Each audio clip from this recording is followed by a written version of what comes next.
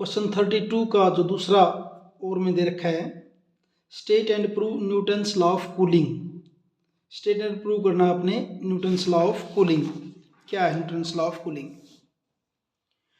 Newton's law of cooling states that rate of loss of heat of a body, किसी body में heat के loss होने का जो रेट है, directly proportional to difference in temperature. किसका टेम्परेचर का difference? Of the body and surrounding, body और सराउंडिंग के टेम्परेचर के डिफरेंस के directly proportional, provided the difference should not more than 40 degree, और इनका डिफरेंस ऑफ 40 डिग्री सेल्सियस से ज़्यादा नहीं होना चाहिए। दूसरी कंडीशन ये साथ में। Let a body of mass m, body है जिसका मास m है, स्पेसिफिक हीट s है, at temperature T, kept at a place and temperature of surrounding it is T0।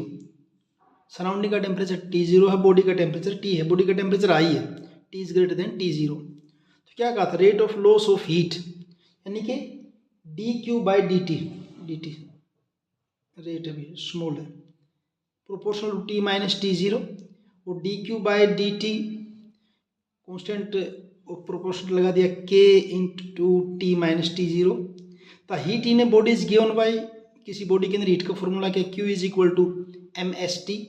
तो यहाँ इस Q की जगह वैल्यू रख देते हैं, तो क्या बनेगा आपका ये माइनस d/dt, और यहाँ कर दिया हमने mst is equal to K into T minus small k है ये, क्योंकि बाद में आगे मैं कैपिटल लूँगा, T0, और यहाँ से माइनस dt, ये टेम्परेचर वाला है और ये टाइम वाला है, इज इक्वल टू, ये आपका हो जाएगा K/ms into T minus T0, क्योंकि K कांस्टेंट है, M कांस्टेंट है, स्पेसिफिक हीट कांस्टेंट है, तो हम इसको क्या लिख देते हैं? Minus dt/dt, rate of change of temperature हो जाएगा ये, इज इक्वल टू, इन तीनों का एक ही कांस्टेंट K लिख देते हैं, T minus T0, where K is equal to K/ms। फिर इसको करते हैं minus dt/T minus T0 is equal to, यहाँ आपका क्या है K, और इस dt को इस साइड में ले जाएंगे K dt, ये हो जाएगा। अब इसका कंप्लीट करने के लिए इंटीग्रेशन करते हैं बोथ साइड में। क्या? Integration of dt/T minus T0, ये माइनस उधर कर देते हैं, माइनस K dt। अब देखिए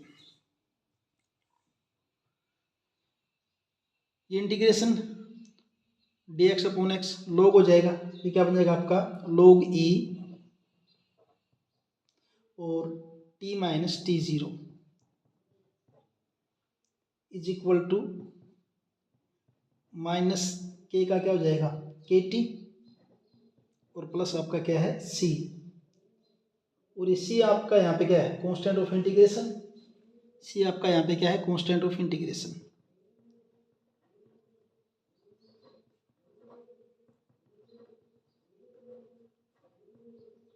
constant of integration log e T minus T0 minus KT plus C।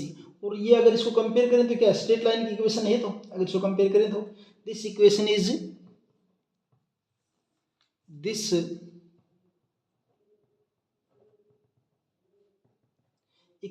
Is similar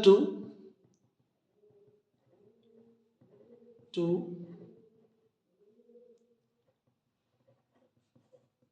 straight line y is equal to mx plus c, यानी कि अगर आप इनका ग्राफ खींचोगे तो ग्राफ क्या होना चाहिए? स्ट्रेट लाइन होना चाहिए। ग्राफ कैसे? इस ढंग से, नीचे हमने ले लिया है टाइम ये, और इधर आपका log e T minus T0।